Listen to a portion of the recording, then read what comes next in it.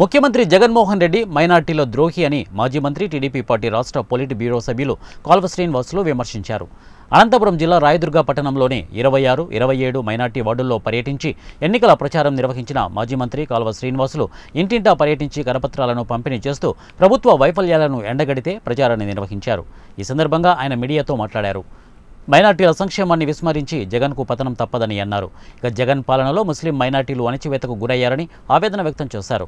నిబంధనల పేరుతో దుల్హన్ పథకాన్ని నీరుగార్చిన జగన్ ప్రభుత్వానికి మైనార్టీలు తగిన గుణపాఠం చెప్పాలని విజ్ఞప్తి చేశారు. టీడీపీ హయాంలోనే మైనార్టీల సంక్షేమానికి పెద్దపీట వేశామని అన్నారు. టీడీపీ పాలనలో షాదీఖానాల నిర్మాణానికి, మసీదుల మరమ్మతులకు నిధులు కేటాయించామని అన్నారు. మహిళల్లో ఎట్లాగైనా సరే చంద్రబాబు నాయుడు గారిని గెలిపించుకుంటేనే మైనార్టీల సంక్షేమం సాధ్యమవుతుంది.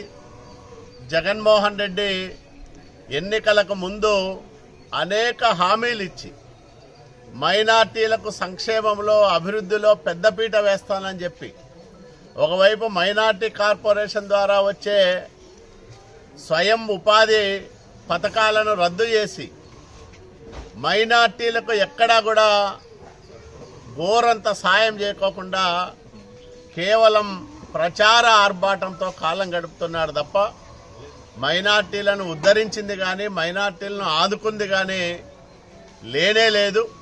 ముఖ్యంగా షాదీ తోఫా